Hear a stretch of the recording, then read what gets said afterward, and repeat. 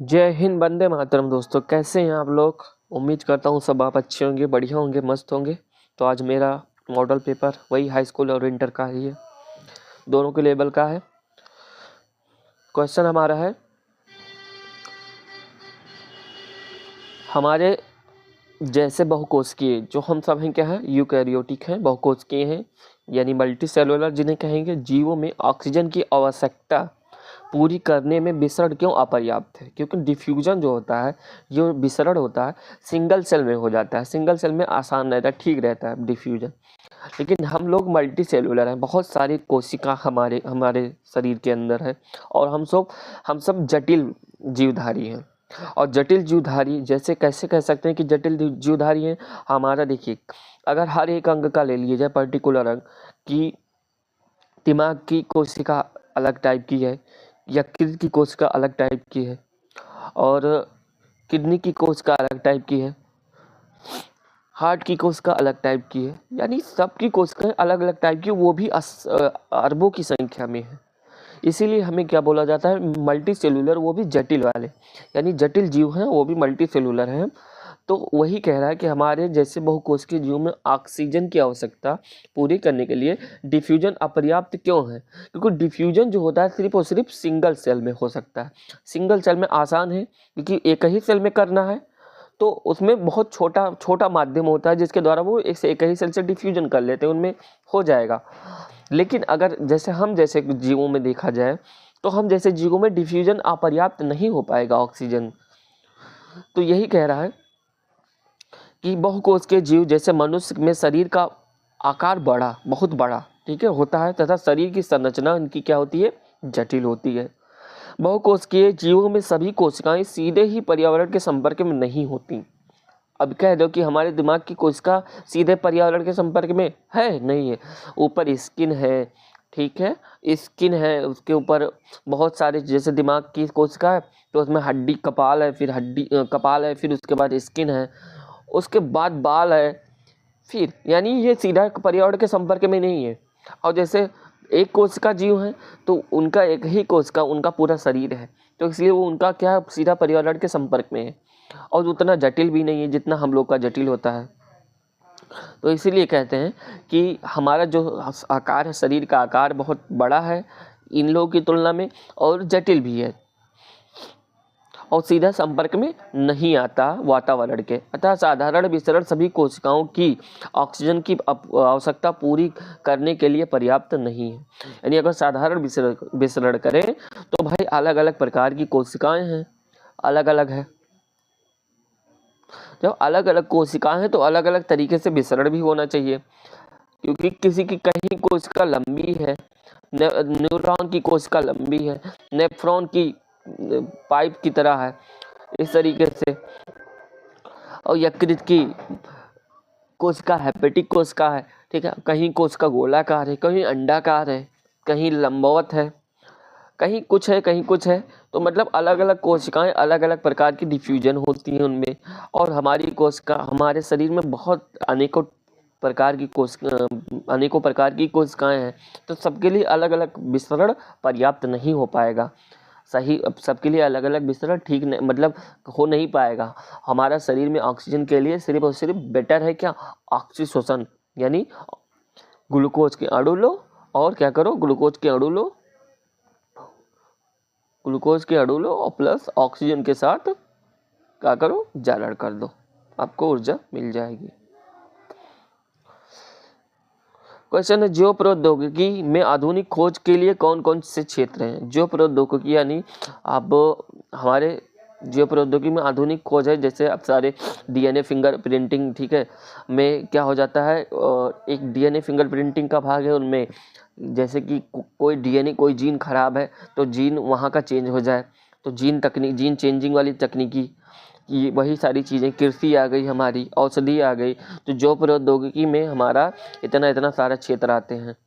प्रमुख क्षेत्र जो उसकी खोज के लिए है, कृषि हो जाएगा हमारा, खेती, औषधि, यानी ये दोनों चरम सीमा पर है। और ये क्या नाम है, जेनेटिक इंजीनियरिंग, ये बहुत, जेनेटिक इंजीनियरिंग और औषधि और कृषि। फूड इंडस्ट्री भी है, उनमें फर्मेंटेशन टेक्नोलॉजी यानी किण्वन प्रक्रिया, किण्वन वन प्रक्रिया, किण्वन प्रक्रिया। किण्वन की प्रक्रिया के द्वारा बहुत सारी चीज़ें बनाई जाती हैं, बियर, दारू, शराब, वोडका, वाइन, ये सारी प्रक्रियाएं। तो ये भी बहुत ज़रूरी है क्योंकि ये बहुत मतलब देखा जाए तो हर एक चीज़ के लिए, हर एक कंट्री के लिए ठीक है। क्यों ठीक है? क्योंकि हर एक कंट्री में विकास होगा, तो विकास होने के लिए भाई क्या चाहिए? सबसे मेन चीज़ खजाना चाहिए, और खजाना चाहिए तो खजाने के लिए उस कंट्री में सबसे ज़्यादा क्या डिमांड होती है? नशीली चीज़ें डिमांड होती है, नशीली चीज़ों का ज़्यादा डिमांड होता है। इसीलिए क्या होता है, लोग जब नशीली चीज़ें के आदी हो जाते हैं तो चाहे जितनी महंगी हो वो खरीद लेंगे, चाहे उस पर डबल टैक्स लगा दो, वो खरीदेंगे, हर हाल में खरीदेंगे। देखा नहीं था कोरोना काल जैसे ख़त्म हुआ था, क्या हाल हुआ था शराब के लिए। जो प्रौद्योगिकी खोज के लिए प्रमुख क्षेत्र हैं क्या है? कृषि है, औषधि, फूड इंडस्ट्री है, फर्मेंटेशन टेक्नोलॉजी है। फर्मेंटेशन के टेक्नोलॉजी के वजह से बहुत सारी चीज़ें हो सकती हैं, सिर्फ यही नहीं कि हाँ आप एल्कोहल बेस्ड सारी चीज़ें बनाएं, वोडका, वाइन, शराब, ये सारी चीज़ें में ये भी हो सकती हैं जिससे आप कह सकते हैं कि आपके घर में सिरका बनता होगा। हाँ, जो सिरका बनता है वो भी फर्मेंटेशन की वजह से होता है। और बहुत सारी चीज़ें होती है, जैसे कि कोई चीज़ बेकरी उद्योग में हमें लेना है, बेकरी उद्योग में क्या बनता है? ब्रेड बनता है, पाव बनता है, ये सारी चीज़ें, ये भी सब फर्मेंटेशन के जरिए सारी चीज़ें होती हैं। और जेनेटिक इंजीनियरिंग से तात्पर्य ये है कि कोई भी जीन अगर ख़राब हो, कोई भी जीन अगर हमारा ख़राब हो तो वो जीन का पुनर्योगज कर दिया जाता है, मतलब उस जीन को निकाल करके दूसरे जीन वहाँ पे फिट कर दिया जाता है। वो क्या, इससे हमारी आने वाले संततियों में कोई प्रॉब्लम्स नहीं होती है। स्वापोषण तथा विषम पोषण में क्या अंतर? इनमें अंतर क्या है? ये स्वयं से अपना भोजन बनाएंगे, उस पर निर्भर रहेंगे, तो वही अंतर है बस, और क्या। स्वापोषण, जब हरे पादप अपना भोजन क्लोरोफिल तथा सूर्य के प्रकाश की उपस्थिति में CO2 तथा जल का उपयोग करते हैं, स्वयं निर्मित करते हैं, यानी अपना भोजन स्वयं निर्मित करते हैं, तब वो स्वापोषी कहलाते हैं। इस क्रिया को प्रकाश संश्लेषण कहते हैं। विषम पोषण हम लोग हैं बहुत सारे, जो मतलब जितने जीव हैं सब विषम पोषण है। जब जीव अपना भोजन स्वयं नहीं बनाते बल्कि वो अपने भोजन के लिए स्वापोषी हरे पौधों पर निर्भर होते हैं, तब वो विषम पोषण कहलाते हैं। उदाहरण के लिए कवक हो गए तथा मानव हो गया।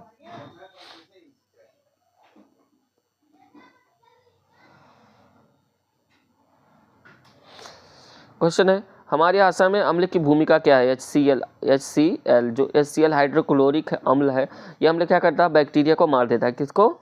बैक्टीरिया को मारने में मदद करता है। और ये भोजन को अम्लीय बनाता है। भोजन को अम्लीय बनाएगा, जिसके वजह से क्या होगा, भोजन पचने में मदद मिलेगी, भोजन को पचाने में मदद मिलेगी। जठर रस ये सारी चीज़ मिलकर क्या पचाने में मदद करेंगे। एंजाइम, बहुत सारे एंजाइम है जो पचाने में मदद करेंगे। आमाशय में पाए जाने वाले एंजाइम भोजन का पाचन अम्लीय माध्यम से करते हैं। जो भी पाचन होता है अम्लीय माध्यम से करते हैं। आमाशय में अम्ल भोजन को अम्लीय बनाता है ताकि जठर रस में पाए जाने वाले एंजाइम उसे पचा सके, इसलिए अम्लीय पाया जाता है, क्योंकि जो जठर रस में एंजाइम पाए जाते हैं वो उसे पचा सके। भोजन के साथ साथ बहुत से रोगाणु भी क्या हो जाते हैं, आ जाते हैं भोजन के साथ साथ, वो अम्ल के माध्यम के प्रभाव से क्या हो जाते हैं, वो मर जाते हैं। वैसे मर तो हमारे मुंह में भी जाना चाहिए, लेकिन हम क्या कर सकते हैं, उतना हम चबा के खाते नहीं उतना देर तक, क्योंकि जुबान मुंह में रखना कुछ देर, हमें कम से कम एक निवाला 32 बार चबाना चाहिए।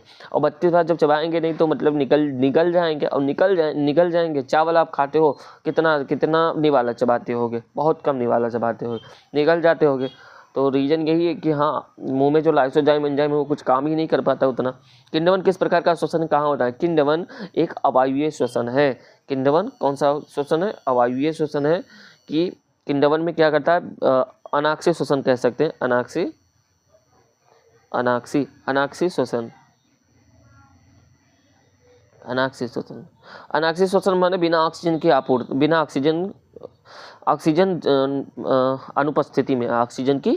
तो C6H12O6, ये इसका डायरेक्ट जारड़ होगा किसमें?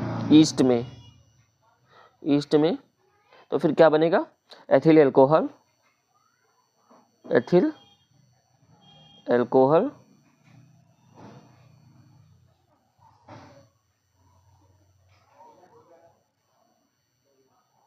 एथिल एल्कोहल 2 अणु मिलेंगे कार्बन डाइऑक्साइड के और फिर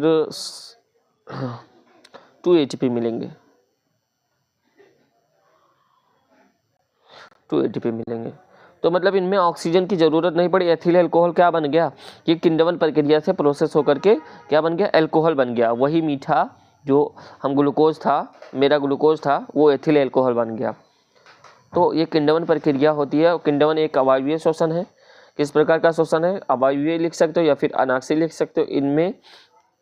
इसमें पाइरुवेट का 2 अणु बनता है। यह क्रिया कोशिका द्रव में होती है, कोशिका द्रव में होगी।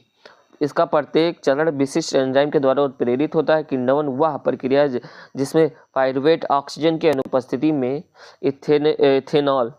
इथेनॉल एवं CO2 में परिवर्तित हो जाता है। यह क्रिया ईस्ट में होता है, फर्मेंटेशन। तो मतलब कि हाँ, आपका मेन यहाँ से है, यह क्रिया या वह प्रक्रिया जिसमें पाइरुवेट ऑक्सीजन की अनुपस्थिति में, ठीक है, इथेनॉल एल्कोहल या फिर एवं CO2 में परिवर्तित हो जाए। CO2 के कितने अणु मिलते हैं, 2 अणु मिलते हैं। और यह क्रिया किसमें होता है, ईस्ट में होता है। ईस्ट यानी खमीर में होता है।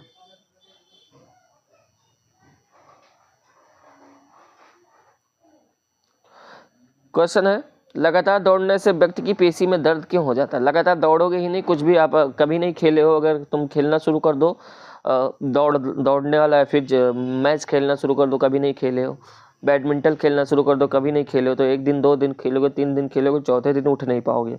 तो क्या होगा, पैर में हमारे लैक्टिक एसिड जमा हो जाता है। मतलब अगर पैर का काम कर रहे हो, पैर वाली पेशी है तो पैर में, हाथ का पेशी है तो हाथ में, जिस पेशी से आप काम कर रहे हो, कभी नहीं किए उस पेशी से और लगातार कर रहे हो, तो वहाँ पे लैक्टिक एसिड जमा हो जाता है, जिसके वजह से हमारी बहुत वहाँ पे ऐसा लगता है कि छुए ना कोई, इतना दर्द होता है। लगातार दौड़ने से हमारे शरीर में ऊर्जा की खपत अधिक होता है और इस दौरान ऑक्सीजन पर्याप्त मात्रा में घट जाती है, थोड़ा मिस्टेक हो गया, घट जाती है। ऑक्सीजन के अभाव में हमारी पेशियों में ऑक्सीजन जब नहीं होगी तो भैया एक चीज़ जान लो कि अनाक्षी शोषण वाली प्रक्रिया हो जाएगी। तो अनाक्षी शोषण अगर ईस्ट में है तो उसमें एथिल एल्कोहल बनेगा, और अगर जैसे हम लोग के शरीर में है तो वहाँ लैक्टिक अम्ल बनने लगेगा। अगर श्वसन नहीं है तो जो हमारा ग्लूकोज के अणु, उसका जारण होगा, श्वसन उतना पर्याप्त मात्रा में नहीं मिल पाएगा, तो क्या मिल जाएगा, वहाँ लैक्टिक अम्ल बन जाएगा। लैक्टिक अम्ल का निर्माण हो जाएगा पेशियों में। या लैक्टिक अम्ल अधिक मात्रा में हमारी पेशियों में संचित हो जाता है, इसी कारण पेशियों में दर्द होने लगता है। कहने का तात्पर्य यह है कि वहाँ पे कि जब ग्लूकोज जारण होता था तो वहाँ पे ईस्ट में, तो वहाँ पे एथिल एल्कोहल बनता था, यानी ऑक्सीजन के अभाव में, लेकिन ईस्ट था वहाँ, वो क्या था, ईस्ट था। और हम लोग क्या है, मानव हैं और मानव हैं, तो मतलब हम लोगों में ऑक्सीजन की उपस्थिति में होगा, ऑक्सीजन पर्याप्त होगा।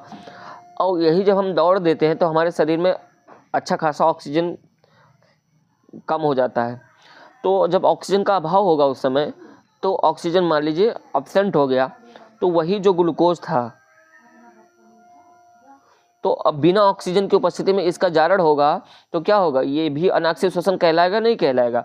तो उस समय वहाँ पे एथिल एल्कोहल नहीं, वो ईस्ट में हम लोगों में क्या हो जाएगा, लैक्टिक अम्ल जमा हो जाए, इकट्ठा हो जाएगा,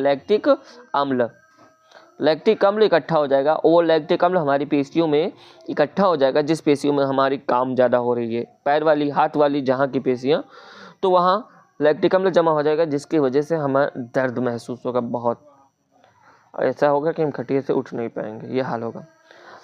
द्विलिंगाश्रय व एक लिंगाश्रय में भेद बताइए। द्विलिंगी मतलब 2 लिंगी होते हैं, और जो एक लिंगी, उनमें भेद पूछा गया है। द्विलिंगाश्रय उस पादप को कहते हैं, उस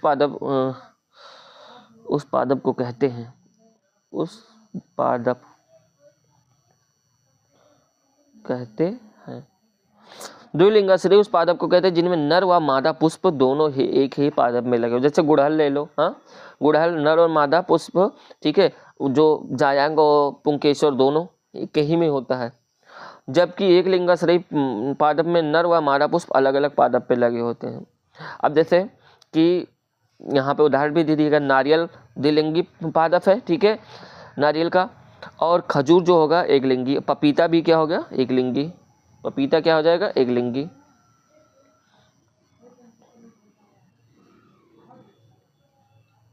पपीता भी एक लिंगी हो जाएगा। तो जिन पादप के फूल में ठीक है, पुमंग पुमंग पुमंग प्लस जायांग दोनों हैं, वो क्या हो जाएंगे, द्विलिंगी।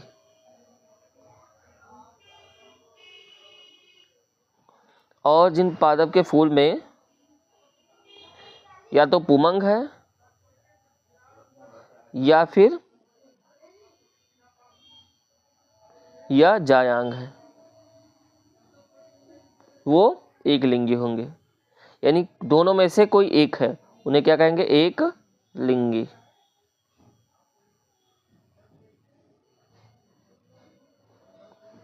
एक लिंगी। तो वही पूछा है कि द्विलिंगाश्रयी और एक लिंगाश्रयी पादप में क्या अंतर है।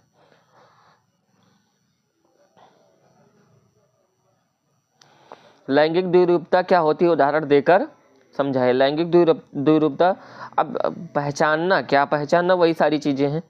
जंतुओं में बाह्य शरीर की व संरचना को देखकर लैंगिक भेद किया जा सकता है। जैसे पहचाना जा सकता है कि आप पहचान सकते हो कि ये लड़का है, ये लड़की है, कि ये नहीं, तो वही है, बाह्य संरचना देख कहीं तो पहचानोगे। इसे लैंगिक द्विरूपता कहते हैं। जो आप पहचान रहे हो वही है लैंगिक द्विरूपता, कि हाँ लड़का है, लड़की, आप जो पहचान रहे हो देख कर कि हाँ इसके बाल बड़े हैं, हाँ, और इसके चाल डाल सब लड़की की तरह है, तो मतलब हाँ ये लड़की है, तो मतलब इसे लैंगिक द्विरूपता, वही लैंगिक द्विरूपता है, पहचानना ही। मनुष्य, स्त्री, पुरुष में द्वितीयक लैंगिक लक्षणों को देखकर लैंगिक द्विरूपता समझा जा सकता है। यानी अब अगर हम उसके गौण लक्षण देखें तो उसमें भी देख सकते हैं, ठीक है, जैसे कि स्तनों का उभार, ठीक है, और भग, जैसे स्त्री के अंदर स्तनों का उभरा हुआ होना व भग रूपी दरारों में का उपस्थित होना व नर के अंतर्गत सेशन व विसर्ग कोष पाया जाना। मेल में पेनिस और टेस्टिस, ये दोनों पाए जाएंगे। टेस्टिस और टेस्टिस का, जहाँ जिसमें टेस्टिस रहता है उसे विसर्ग कोष कहते हैं। ये सब देख करके ही देख कर भी पहचाना जा सकता है। वैसे भी नॉर्मल तरीके से भी पहचान सकते हो, लेकिन अगर आप लैंगिक गौण लक्षण देखकर पहचानोगे तो फिर इसमें आपको ये सारी चीजें देखकर पहचाननी पड़ेगी। नेक्स्ट क्वेश्चन, द्विखंडन व मुकुलन में अंतर स्पष्ट कीजिए। द्विखंडन में तो एक कोशिकीय जीव कोशिका विभाजन के द्वारा विभाजित होकर दो समान बराबर संतति में बढ़ जाती है। यानी एक कोशिका है और ये बट गई दो भागों में, तो द्विखंडन हो गया। जबकि मुकुलन में कोई पादप है, यहाँ से कट के निकल गई, ठीक है, तो मतलब उस पे विकसित होकर के निकली है। तो जबकि मुकुलन में जीव एक कलिका यानी बड बना करके, ठीक है, एक उभार यानी उभार बन गया, उसके ऊपर जैसे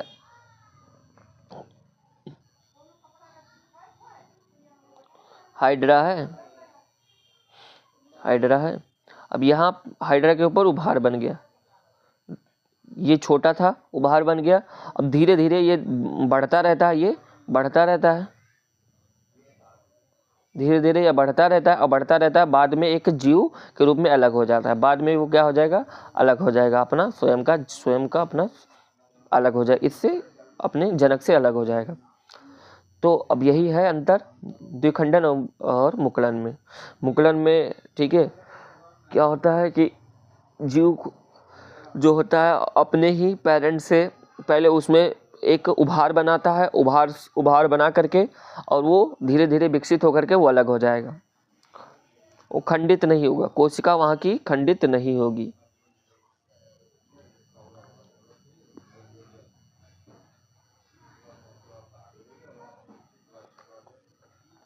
लैंगिक व अलैंगिक जनन के मुख्य कार्य बताइए। लैंगिक जनन का मुख्य कार्य एक माता पिता की सभी संततियां एक जैसी होते हुए भी भिन्न होती हैं। अब जैसे हमारे माता पिता जो हैं, ठीक है, वो देखने में थोड़ा हमसे अलग हैं, और हमारे माता पिता की संततियां मान लो 3 हैं, तो 3 संततियां हैं, तो तीनों आपस में तीनों थोड़ा बहुत भिन्न हैं, कहीं कोई कलर में, कोई हाइट में, कोई बोलने में भिन्न है, हाँ, कोई रंग रूप में भिन्न है, तो भिन्न है। इसमें क्यों भिन्न है? क्योंकि ये नर व मादा के युग्मकों के संयोजन से बनती है। क्योंकि फीमेल का क्या आता है? अंडा आता है, और नर का आता है स्पर्म आता है, स्पर्म आता है। अब दोनों में अलग अलग गुणसूत्र थे, दैहिक वाला, अब दोनों का गुण आया कि नहीं है? उनमें उपस्थित गुणसूत्र के लक्षण के प्रभाव के जीन अलग अलग हो सकते हैं। अब भाई वो अलग जीन है, उसमें अलग जीन है, वो दूसरे घर से आई हैं, वो दूसरे घर से आए हैं, फिर उनके संततियों में अलग अलग हो गए थोड़ा बहुत, इसीलिए भेद देखने को मिलते हैं। जबकि अलैंगिक जनन के कार्य, ठीक है, अलैंगिक जनन के कारण संतति पूर्ण रूप से जनक के समान ही रहती है। अब जैसे एक कोशिका थी, वैसे सेम टू सेम वैसे इसकी 2 कोशिका हो जाए। संतति कम समय में निर्मित हो जाती है, बहुत जल्दी निर्मित हो जाती है, यानी कोशिका विभाजन होना है। माहवारी क्या है? माहवारी यानी मेंस्ट्रुएशन साइकिल,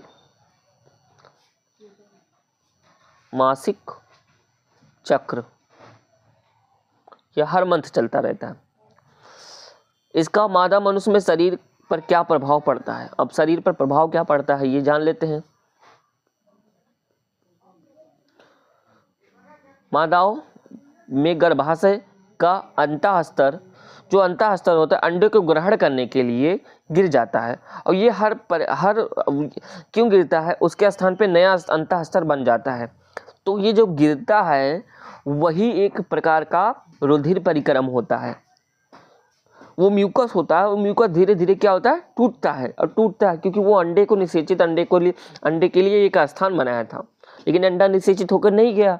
अब निषेचित होकर नहीं गया तो वो धीरे धीरे क्या होगा? टूटेगा, फिर वहाँ एक नया स्तर फिर बनेगा दोबारा अंडे को निषेचित होने के लिए। ऐसे ऐसे प्रक्रिया चलती रहती है। नहीं अंडा निषेचित होकर जाता है तो वो प्रक्रियाएं रिपीट होती रहती हैं, वो चक्र चलता रहता है। तो जब वो स्तर टूटता है तो एक प्रकार का ब्लड भी निकलता है, ठीक है, और यह ब्लड 3 से 4 दिन तक जननांग से निकलता है। यह प्रक्रिया माहवारी कहलाती है। इसको क्या कहते हैं? मेंस्ट्रुएशन साइकिल कहते हैं। माहवारी का मादा मनुष्य के शरीर पर प्रभाव क्या पड़ता है? लड़की के शरीर में मादा जनन अंग में किशोरावस्था में आमतौर पर 10 से 14 यानी लगभग 12 साल के एज में ही, ठीक है, ये शुरू हो जाती है। में होने वाला बदलाव माहवारी की प्रक्रिया से शुरू हो जाती है। यह प्रक्रिया एक चक्र के रूप में चलती रहे, पर मंथ हर 28 दिन पे ये बदलती रहती है। इस चक्र में लड़की का शरीर गर्भाधान की तैयारी करता है। लगातार 3 से 4 दिन रक्त का स्राव होने के कारण मादा मनुष्य के शरीर में कमजोरी होती है।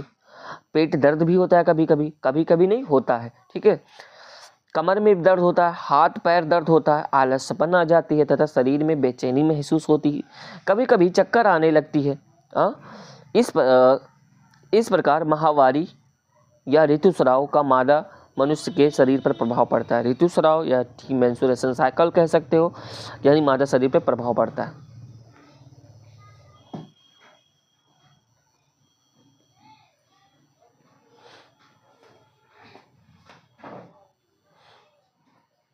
टिटनेस का शरीर पर क्या प्रभाव पड़ता है?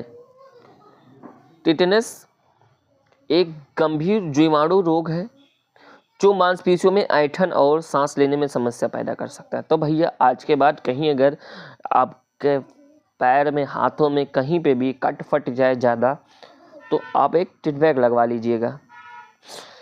टिटनेस पैदा करने वाले जीवाणु को क्लोस्ट्रीडियम टेटानी कहा जाता है। यह जीवाणु विषाक्तता पदार्थ पैदा करता है जो तंत्रिका तंत्र को प्रभावित करता है। अन्यथा आप नहीं लगाएंगे तो आपके तंत्रिका तंत्र प्रभावित होंगे, क्योंकि ये आम जिंदगी में हम सब बहुत से ऐसे चीज़ों से कट जाते होंगे और उसे अवॉइड कर देते हैं।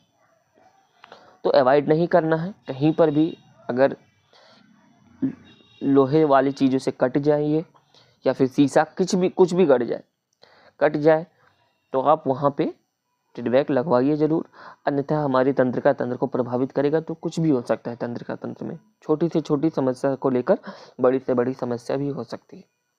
इसका इलाज देख लेते हैं, इसीलिए क्वेश्चन लिया हूँ। Human tetanus immune globulin TIG नामक दवा टेटनस को रोकने में मदद करती है। ये जो टेटनस है, T for tetanus, I for immune, G for globulin, ये दवा होती है जो टेटनस को रोकने में मदद करती है। यही एक दवा है।